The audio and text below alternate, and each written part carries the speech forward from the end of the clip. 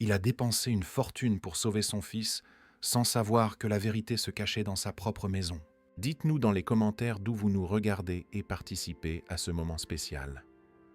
Tout a commencé dans un hôtel particulier spacieux, silencieux et un peu froid, où vivait Antoine. Un homme d'affaires qui avait consacré une grande partie de sa vie à bâtir un empire, mais qui, ces dernières années, s'était retrouvé seul avec son fils Daniel, un garçon de seulement 7 ans. Sa femme, Marine, était décédée 2 ans plus tôt dans un accident de voiture en revenant d'une visite médicale de routine. Antoine ne s'était jamais pardonné d'avoir insisté pour qu'elle y aille seule en ce jour pluvieux de septembre, alors qu'il concluait un accord de plusieurs millions qui, maintenant, semblait totalement dénué d'importance. La maison, un magnifique hôtel particulier à Neuilly-sur-Seine, près de Paris, comptait 12 chambres, mais seules 2 étaient utilisées. Le reste demeurait fermé, comme des capsules temporelles gardant les souvenirs d'une époque plus heureuse. Marine avait décoré chaque recoin avec amour, choisissant personnellement chaque tableau, chaque vase, chaque détail qui transformait cette structure de béton en un foyer. Maintenant, sans elle, tout ressemblait à un musée sans vie, où résonnaient seulement le silence et les pas solitaires de ses habitants. Antoine s'était plongé dans le travail comme quelqu'un qui se noie volontairement. Il partait avant que son fils ne se réveille et rentrait quand le garçon dormait déjà.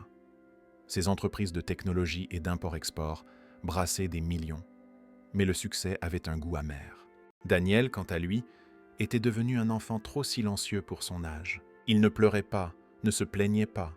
Il observait simplement le monde avec de grands yeux mélancoliques qui semblaient porter une sagesse prématurée sur la perte.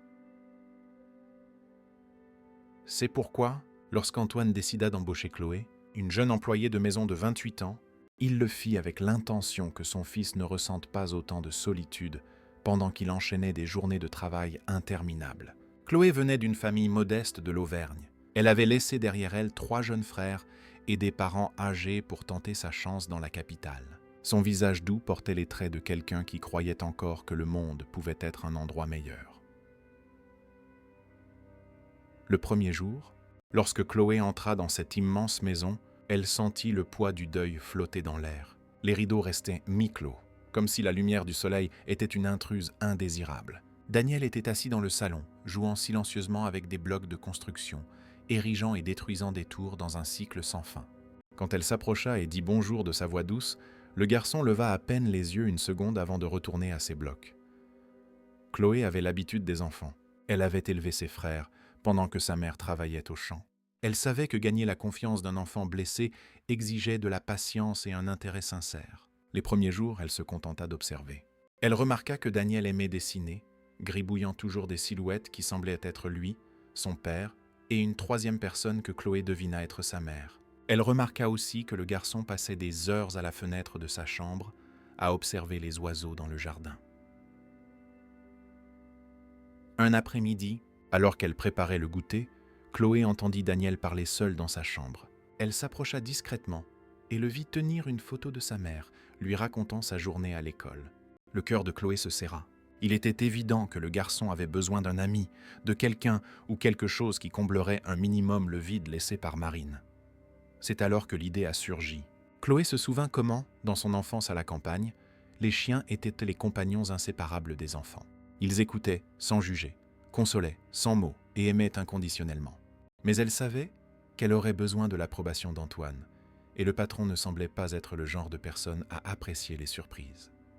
Pendant une semaine, Chloé a subtilement semé l'idée. Elle laissait des magazines sur les animaux de compagnie stratégiquement placés dans la maison, commentait nonchalamment des études montrant comment les animaux aidaient les enfants en deuil, jusqu'à ce qu'un jour, alors qu'elle servait le dîner à Antoine, lors d'une des rares soirées où il rentrait tôt, elle prit son courage à 2 mains. « Monsieur Antoine, puis-je vous dire quelque chose ? Avez-vous déjà pensé à prendre un animal de compagnie pour Daniel ? Il est si seul, et j'ai remarqué qu'il adore les animaux. Il passe des heures à regarder les oiseaux dans le jardin. » Antoine s'arrêta, la fourchette à mi-chemin de sa bouche. Ses yeux, toujours fatigués, clignèrent plusieurs fois en traitant la suggestion. « Chloé, j'ai à peine le temps de m'occuper de mon fils, alors d'un animal. De plus, Marine était allergique aux chats, donc nous n'avons jamais eu d'animaux. Mais je m'en occuperai, monsieur, et ce ne serait pas un chat, mais un chien. Ils sont de formidables compagnons pour les enfants. Daniel a besoin d'un ami. » Antoine resta silencieux pendant de longues secondes qui parurent des minutes. Finalement, il soupira profondément. Si vous pensez que ça lui fera du bien et si vous vous portez garante des soins, alors d'accord. Mais choisissez un animal calme et propre. Chloé eut du mal à contenir sa joie. Le lendemain, son jour de congé, elle se rendit dans un refuge de la banlieue parisienne. L'endroit était géré par une dame nommée Madame Rose, une vétérinaire à la retraite qui sauvait des chiens abandonnés. Lorsque Chloé expliqua la situation, Madame Rose l'emmena dans une zone séparée où se trouvaient les chiots. « J'ai ici un Golden Retriever de 3 mois.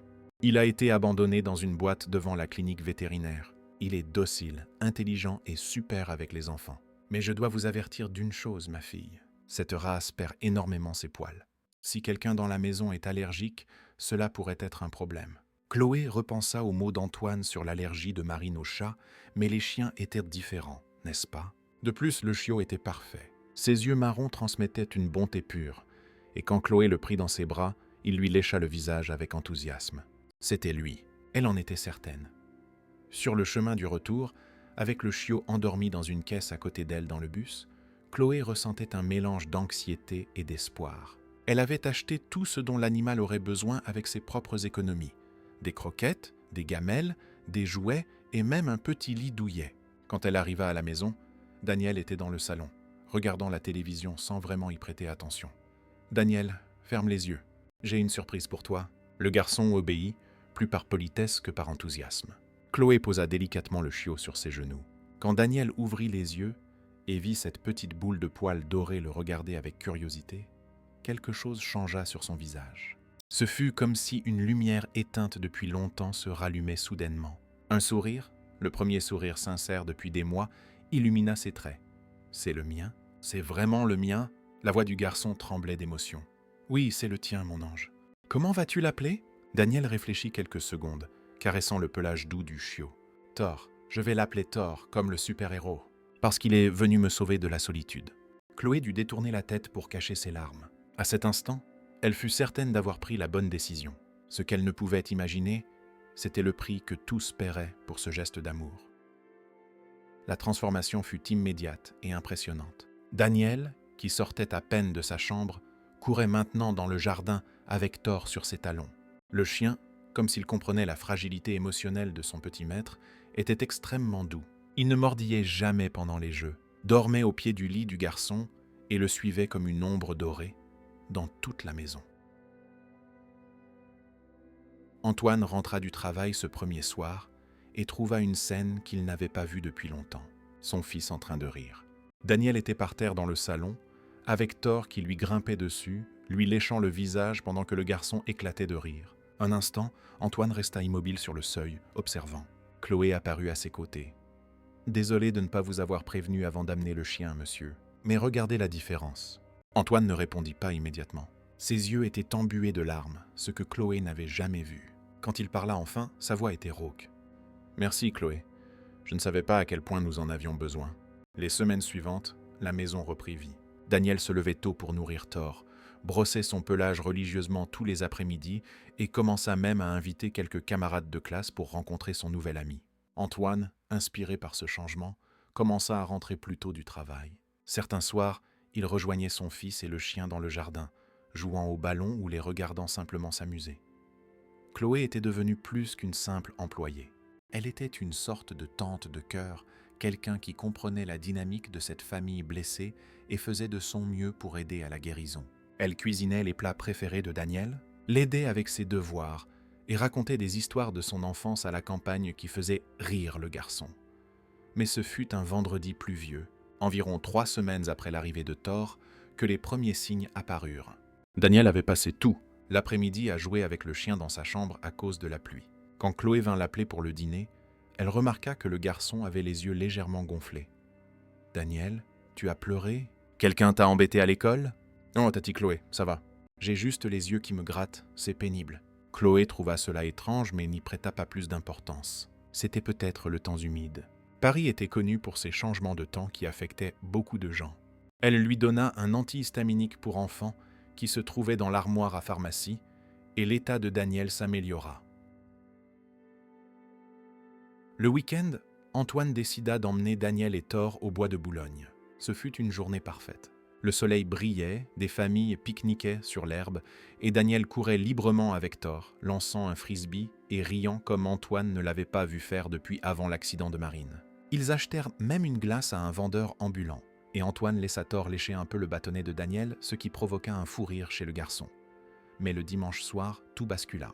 Daniel se réveilla au milieu de la nuit avec une toux sèche et persistante. Ce n'était pas une toux de rhume ordinaire. C'était une toux qui venait du fond de la poitrine, comme si quelque chose empêchait l'air de circuler correctement. Thor, qui dormait au pied du lit, dressa les oreilles, inquiet, et commença à gémir doucement. Chloé, qui avait le sommeil léger, entendit depuis sa chambre au fond de la maison. Elle courut dans le couloir, ses pieds nus faisant peu de bruit sur le sol en marbre froid. Quand elle entra dans la chambre de Daniel, elle le trouva assis sur son lit, les mains sur la poitrine, respirant avec difficulté. « Calme-toi, mon ange, calme-toi. Je vais appeler ton père. » Elle courut jusqu'à la suite parentale, frappant à la porte avec urgence. Antoine, encore désorienté par le sommeil, mit quelques secondes à comprendre ce qui se passait. Quand il vit son fils dans cet état, la panique s'empara de lui. Les souvenirs de la nuit où Marine avait eu sa dernière crise d'asthme avant l'accident revinrent comme un coup de poing dans l'estomac. Les mains tremblantes, il composa le numéro du docteur Henri Chevalier, l'un des meilleurs pédiatres de Paris et un ami personnel de la famille. Bien qu'il fût 3 heures du matin, le médecin répondit et, en entendant les symptômes, dit qu'il était en route. Pendant qu'ils attendaient, Antoine serra Daniel dans ses bras, tentant de le calmer, tandis que Chloé préparait une tisane de camomille au miel que sa mère lui faisait toujours quand elle avait des problèmes respiratoires dans son enfance.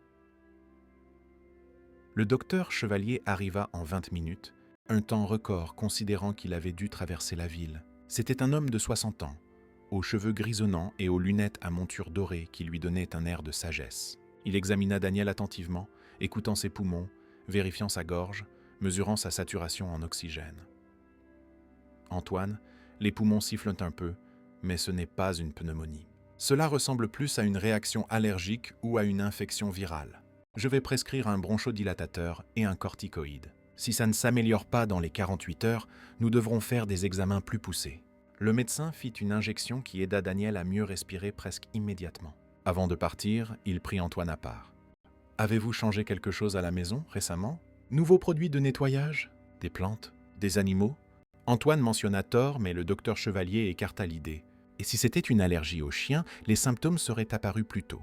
3 semaines, c'est long. C'est probablement juste une virose. Cette période de l'année est compliquée. Mais les jours suivants prouvèrent que ce n'était pas une simple virose. La toux de Daniel s'aggravait la nuit. La fièvre apparaissait et disparaissait sans schéma précis. Et le garçon commença à présenter une fatigue qui n'était pas normale pour son âge. Antoine, de plus en plus désespéré, commença son pèlerinage médical. D'abord, ce furent les spécialistes locaux. Le docteur Robert Martin, pneumologue à l'hôpital américain de Paris, fit une batterie d'examens. Radio des poumons, scanner, analyse de sang. Tout revenait avec des résultats non concluants. Il y avait une inflammation, oui, mais rien qui n'explique la gravité des symptômes.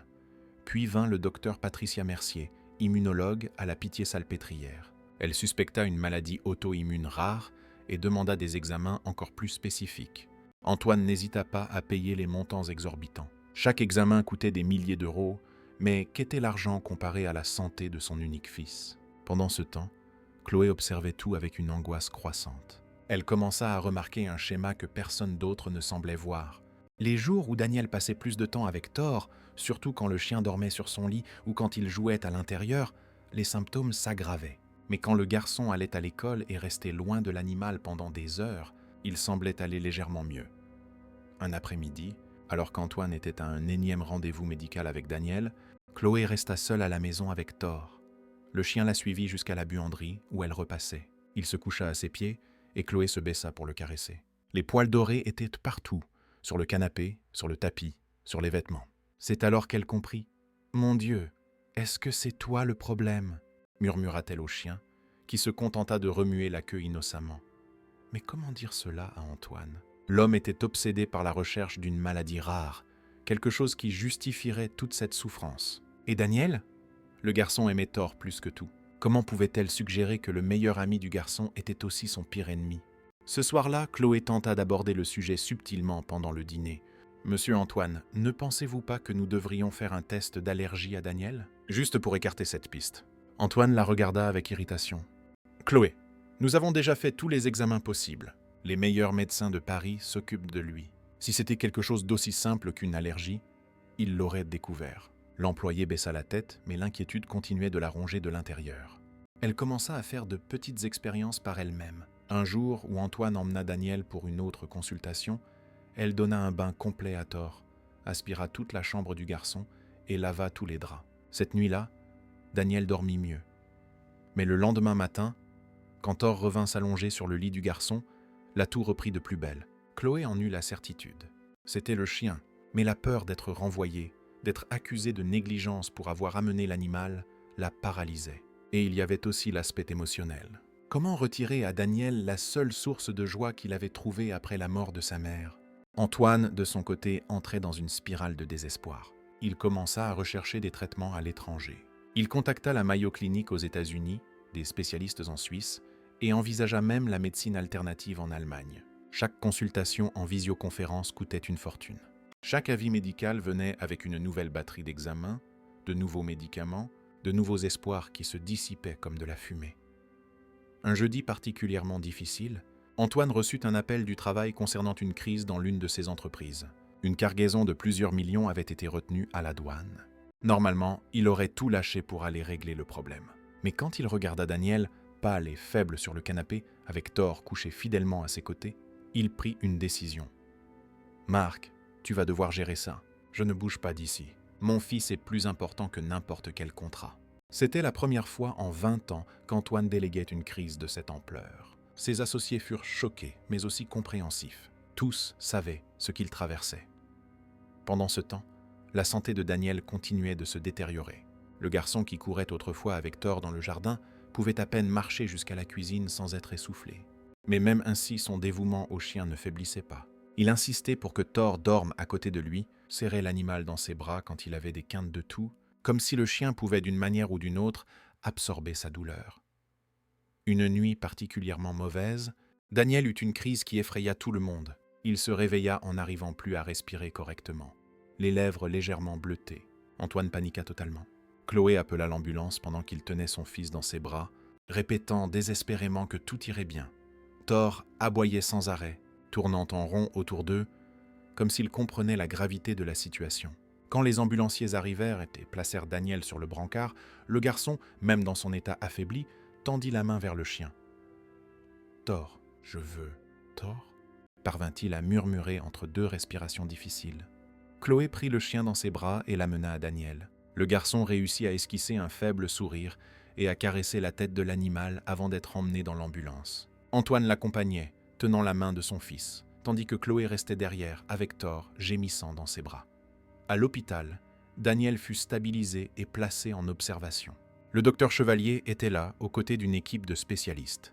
Ils firent d'autres examens, discutèrent des possibilités, mais personne n'arrivait à une conclusion définitive. Antoine passa la nuit au chevet de son fils, observant chaque respiration, chaque mouvement de la petite poitrine qui se soulevait et s'abaissait.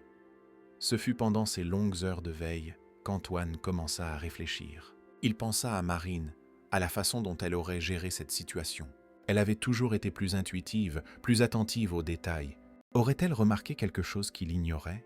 Il se souvint à quel point elle était méticuleuse avec sa propre allergie, comment elle évitait certains environnements, comment elle avait toujours ses médicaments sur elle. Et puis, comme un éclair, le souvenir lui revint. Une conversation des années plus tôt, quand Daniel était bébé. Marine avait dit quelque chose sur le fait d'espérer que son fils n'ait pas hérité de ses allergies. « Quelles allergies ?» avait demandé Antoine. « Au chat, tu le sais bien » avait-elle répondu. « Mais aussi aux chiens, bien que moins sévères. C'est pour ça qu'on n'a jamais eu d'animaux. » Antoine sentit son sang se glacer.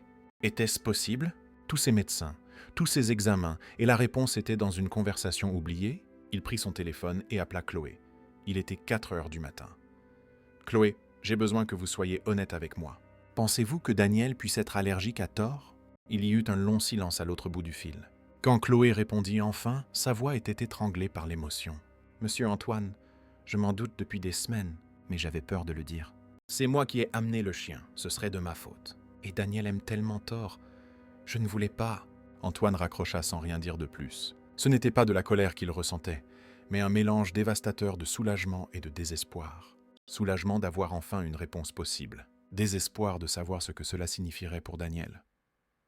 Le lendemain matin, Antoine exigea un test d'allergie complet. Le docteur Chevalier, d'abord sceptique, accepta de faire le test. Les résultats arrivèrent en quelques heures et furent sans appel.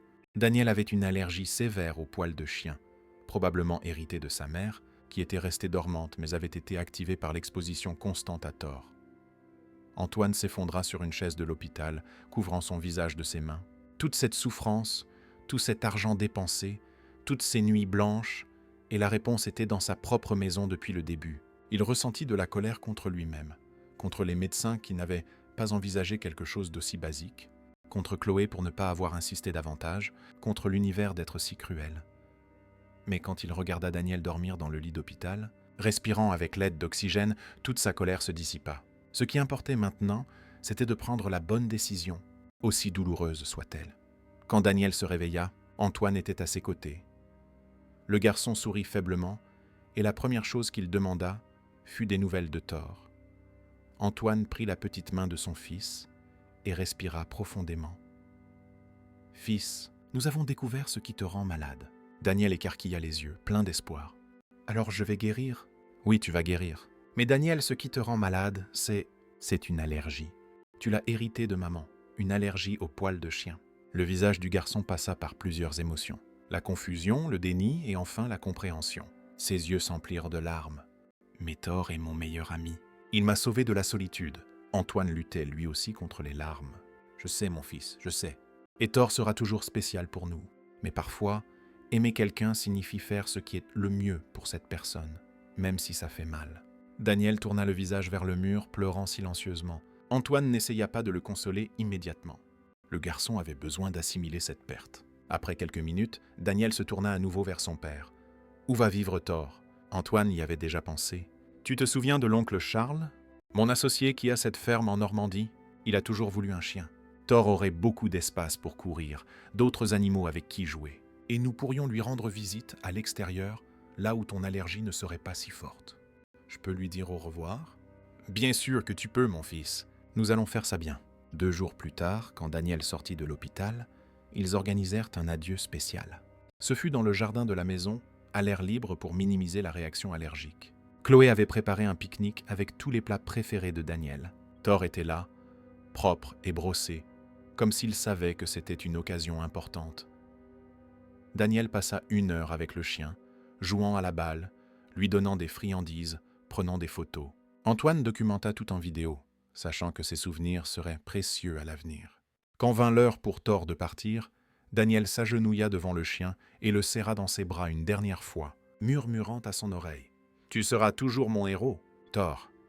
Merci de m'avoir rendu heureux quand j'en avais le plus besoin.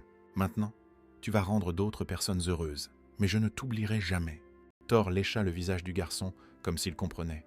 Quand Charles arriva pour chercher le chien, Daniel fut fort. Il fit un signe de la main quand la voiture s'éloigna, retenant ses larmes jusqu'à ce que Thor disparaisse de vue. Ce n'est qu'alors qu'il s'effondra dans les bras de son père, pleurant toute la douleur de cette perte nécessaire. Les semaines suivantes furent une période d'ajustement. La maison fut entièrement nettoyée, chaque trace de poil éliminée. Daniel commença le traitement pour son allergie, avec des médicaments et éventuellement une immunothérapie. Sa santé s'améliora de façon spectaculaire. En 2 semaines, il courait à nouveau. En 1 mois, il avait récupéré tout le poids perdu. Chloé, qui avait craint d'être renvoyée, fut surprise quand Antoine l'appela pour discuter. « Chloé, vous avez sauvé la vie de mon fils. Si vous n'aviez pas amené Thor, Daniel serait resté triste et déprimé. Et si vous n'aviez pas suspecté l'allergie, nous aurions pu mettre encore plus de temps à le découvrir. Vous n'êtes pas seulement une employée dans cette maison, vous êtes de la famille. » La jeune femme pleura de soulagement et de gratitude. Elle continua à s'occuper de Daniel, maintenant avec encore plus de dévouement. Ils créèrent de nouvelles routines, de nouvelles formes de joie qui n'impliquaient pas d'animaux à poil. Daniel commença à s'intéresser aux aquariums, et Antoine en installa un énorme dans la chambre de son fils, avec des poissons colorés que le garçon nomma individuellement. 1 fois par mois, ils rendirent visite à Thor à la ferme. Daniel prenait des antihistaminiques avant et il restait toujours à l'extérieur. Le chien n'avait jamais oublié son premier maître, courant toujours vers lui avec le même enthousiasme. Ces visites étaient douces, amères, mais importantes. Elles montraient à Daniel que le véritable amour signifie parfois laisser partir. Antoine changea après cette expérience. Il réorganisa ses priorités, délégua plus de responsabilités dans l'entreprise et commença à travailler de chez lui 3 jours par semaine. Lui et Daniel commencèrent une thérapie ensemble, gérant enfin correctement la perte de Marine. La psychologue, le docteur Isabelle Fontaine, les aida tous les deux à comprendre que l'arrivée et le départ de Thor avaient été une métaphore puissante sur l'amour, la perte et la capacité à aller de l'avant. Lors d'une séance particulièrement émouvante, Daniel dit quelque chose qui resta gravé dans la mémoire d'Antoine. « Papa, maman a envoyé Thor pour m'apprendre que même quand on perd quelqu'un qu'on aime, on peut encore être heureux. Thor me l'a montré. Et maintenant, même sans lui ici tous les jours, je sais que ça ira. » Antoine dut sortir de la pièce un moment pour se reprendre. Son fils de 7 ans venait de faire preuve d'une sagesse que beaucoup d'adultes n'atteignent jamais. Au fil des mois, la maison reprit vie, mais d'une manière différente. Ce n'était plus la joie frénétique d'un chien courant dans les couloirs, mais un bonheur plus serein, plus conscient. Daniel se fit de nouveaux amis à l'école, commença la natation et se découvrit un talent pour les mathématiques qui surprit ses professeurs. Chloé s'inscrivit à des cours du soir pour devenir professeure des écoles, encouragée et financée par Antoine. Elle rêvait d'être enseignante, et son expérience avec Daniel avait confirmé sa vocation. Les soirs où elle avait cours, Antoine s'occupait personnellement de Daniel, l'aidant avec ses devoirs, préparant le dîner ensemble, créant des souvenirs qu'ils garderaient tous les deux pour toujours. 1 an après le diagnostic, pour l'anniversaire de Daniel, Antoine organisa une grande fête. C'était la première vraie célébration depuis la mort de Marine. Le jardin était décoré de ballons. Il y avait un château gonflable, un magicien, et tous les enfants de la classe étaient invités. Mais la plus grande surprise vint quand Charles arriva avec Thor. Daniel ne pouvait peut-être pas serrer le chien dans ses bras comme avant, mais Antoine avait construit une zone spéciale dans le jardin, séparée par un grillage, où Thor pouvait rester pendant la fête. Les enfants jouaient à tour de rôle avec le chien pendant que Daniel observait de loin, souriant. Il n'y avait pas de tristesse dans ses yeux, juste de la gratitude pour ce que Thor avait représenté dans sa vie. Pendant la fête, Chloé prit Antoine à part. « Monsieur, je peux vous dire quelque chose ? Ma mère disait toujours que Dieu écrit droit avec des lignes courbes. Thor est entré dans la vie de Daniel pour le sauver de la tristesse. Et l'allergie est apparue pour nous apprendre que parfois, le plus grand acte d'amour est de savoir quand laisser partir. Daniel l'a appris. Vous l'avez appris. Nous l'avons tous appris. » Antoine serra Chloé dans ses bras, les surprenant tous les deux. « Merci Chloé pour tout, d'avoir vu ce que je ne pouvais pas voir, d'avoir aimé mon fils comme si c'était le vôtre, de nous avoir appris que la famille, ce n'est pas seulement le sang, mais ceux qui sont présents dans les moments les plus difficiles. » La fête continua jusqu'au coucher du soleil. Quand tout le monde fut parti et que Thor fut retourné à la ferme, Daniel monta dans sa chambre, fatigué mais heureux. Sur le mur, il avait un panneau de photos de lui avec Thor à côté de photos avec sa mère. Avant de s'endormir, il toucha chaque photo et dit « bonne nuit ». Antoine observait depuis la porte, émerveillé par la résilience de son fils. Marine serait fière, pensa-t-il. Fière de la façon dont Daniel avait transformé 2 pertes profondes en force et en sagesse. Fière de la façon dont ils avaient appris que le véritable amour transcende la présence physique. Cette nuit-là, Antoine écrivit dans son journal une chose qu'il avait commencé sur la suggestion de la thérapeute. « Aujourd'hui, j'ai compris que j'ai dépensé une fortune pour essayer de guérir mon fils d'une maladie mystérieuse, alors que la vraie maladie était mon incapacité à voir l'évidence. J'étais tellement obsédé par la recherche d'un problème complexe que j'ai ignoré la solution simple. Mais peut-être que ce parcours était nécessaire. Daniel n'a pas seulement guéri de l'allergie, il a guéri de la tristesse. Et je me suis guéri de la culpabilité. Thor a été notre ange doré, venu pour nous enseigner et reparti quand sa mission était accomplie. Aujourd'hui, nous sommes une famille plus forte, non pas malgré les pertes, mais grâce à ce qu'elles nous ont appris. 5 ans ont passé depuis. Daniel, maintenant âgé de 12 ans, est devenu un adolescent confiant et compatissant. Il fait du bénévolat dans un refuge pour animaux les week-ends en prenant toujours ses médicaments contre les allergies. Son expérience avec Thor l'a inspiré à vouloir devenir vétérinaire, pour aider les animaux et les familles qui les aiment. Chloé a obtenu son diplôme et est maintenant professeure des écoles, mais elle continue de rendre visite régulièrement à la famille. Elle est la marraine non officielle de Daniel, présente à tous les moments importants. Antoine a trouvé un nouvel équilibre entre travail et vie personnelle. Il a même recommencé à fréquenter quelqu'un, une médecin rencontrée lors d'une des consultations de Daniel, mais c'est une autre histoire. Thor. Maintenant, un chien adulte majestueux vit heureux à la ferme. Il a eu des chiots, et Daniel suit chaque naissance par appel vidéo.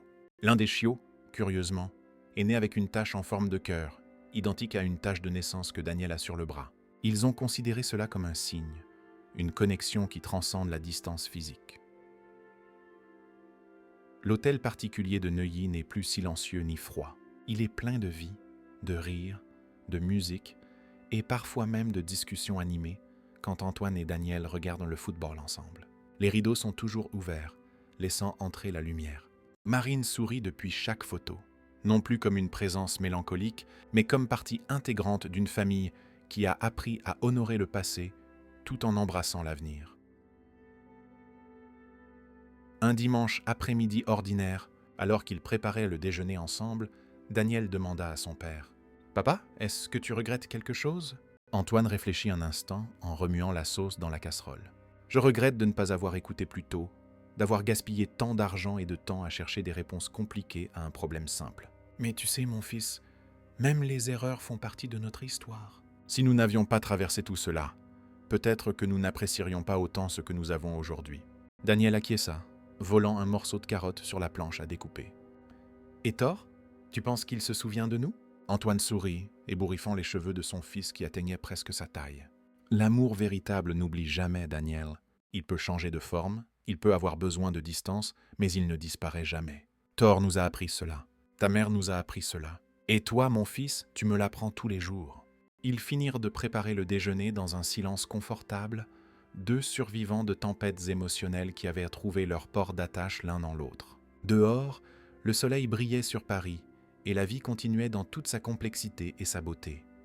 L'histoire d'Antoine et Daniel est devenue connue dans leur cercle social. Des amis entrepreneurs qui l'admiraient auparavant uniquement pour son succès financier le respectaient maintenant pour le courage d'admettre ses erreurs et de prioriser sa famille. Beaucoup venaient lui demander conseil, non pas sur les affaires, mais sur la façon d'équilibrer travail et paternité.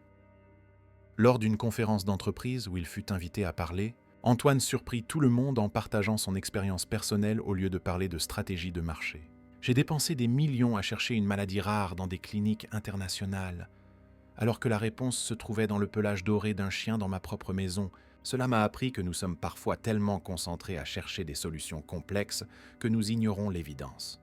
Dans les affaires comme dans la vie, l'humilité d'admettre que nous regardons peut-être au mauvais endroit est ce qui sépare le véritable succès de la simple survie. » L'auditorium, rempli de cadres habitués aux discours de motivation génériques, resta dans un silence absolu. Quand Antoine termina, les applaudissements furent sincères et émus. Plusieurs s'approchèrent ensuite pour partager leurs propres histoires sur la façon dont le travail les avait éloignés de ce qui comptait vraiment. Daniel, de son côté, est devenu une inspiration pour d'autres enfants souffrant d'allergies sévères. Il créa un blog intitulé « L'amour à distance » où il partageait des conseils sur la façon de maintenir des liens avec les animaux de compagnie malgré les limitations de santé. Le blog est devenu viral lorsqu'une présentatrice célèbre a partagé l'histoire à la télévision nationale. Chloé n'a jamais oublié la famille qui l'avait accueillie. Même en tant que professeure, avec sa propre vie établie, elle maintenait les traditions. Chaque Noël, elle préparait le réveillon chez les employeurs qui étaient devenus sa famille. À chaque anniversaire de Daniel, elle était présente. Quand elle s'est mariée, c'est Antoine qui l'a conduite à l'hôtel, son propre père étant décédé des années auparavant. Le moment le plus émouvant survint lorsque Daniel fêta ses 15 ans.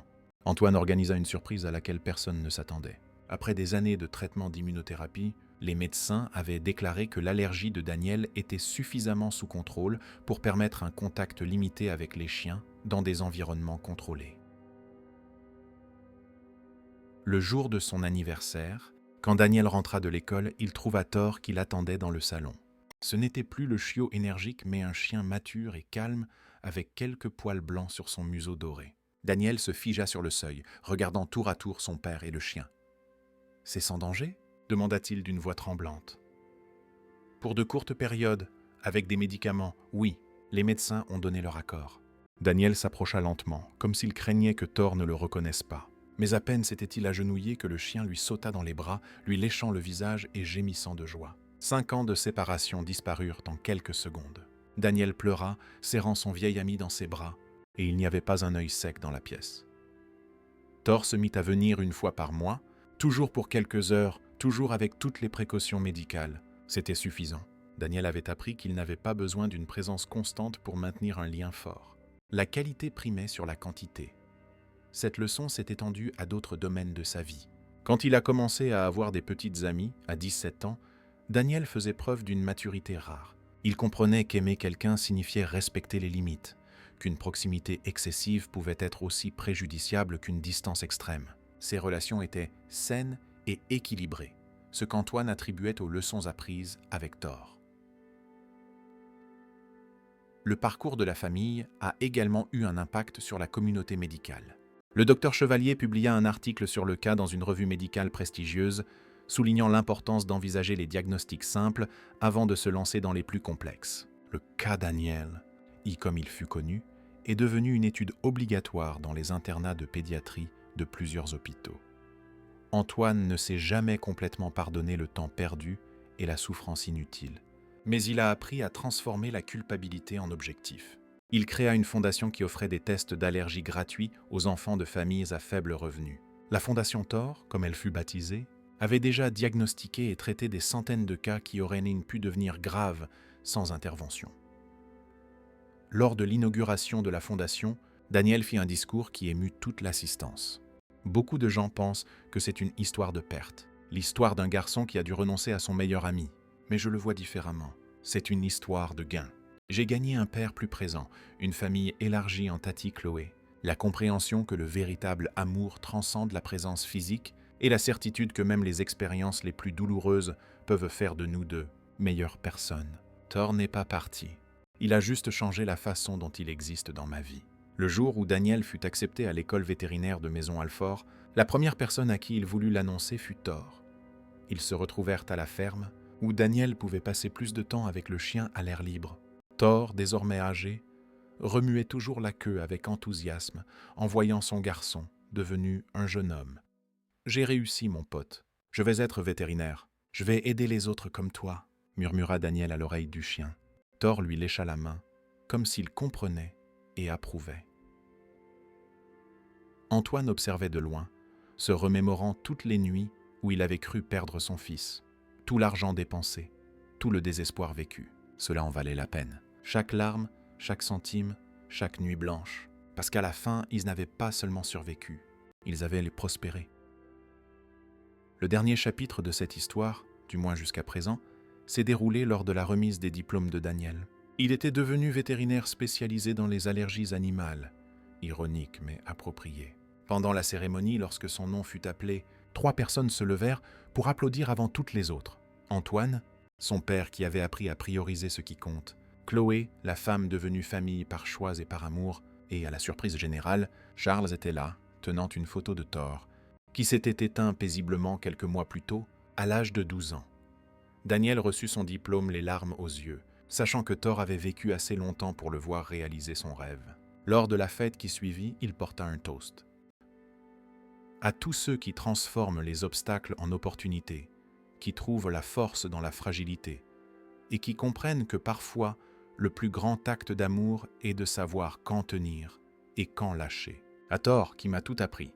Et à mon père qui a dépensé une fortune pour me sauver, mais qui a découvert que le salut était dans l'amour, pas dans l'argent. L'histoire continue. Daniel a ouvert sa clinique spécialisée, où il traite les animaux allergiques et guide les familles sur la façon de maintenir des liens sûrs. Antoine a développé ses entreprises, mais plus jamais aux dépens de sa famille. Chloé est devenue directrice d'école. Et Thor, bien que n'étant plus physiquement présent, vit dans chaque animal que Daniel sauve, dans chaque famille qui apprend à équilibrer amour et limitation. Car au final, ce n'est pas seulement une histoire sur un garçon et son chien. C'est sur la façon dont le véritable amour trouve des moyens d'exister, même lorsque les circonstances disent que c'est impossible. C'est sur la façon dont nous avons parfois besoin de dépenser des fortunes à chercher des réponses à l'extérieur, seulement pour découvrir que la vérité s'est toujours trouvée à la maison. C'est sur la famille, pas seulement celle dans laquelle nous naissons, mais celle que nous choisissons et qui nous choisit. Et surtout, c'est sur le courage d'aimer en sachant que tout amour implique, d'une manière ou d'une autre, un adieu éventuel, mais que cela ne le rend pas moins précieux. Au contraire, cela le rend infini. Si vous avez aimé cette histoire, alors likez et abonnez-vous à la chaîne pour ne pas manquer les prochaines vidéos.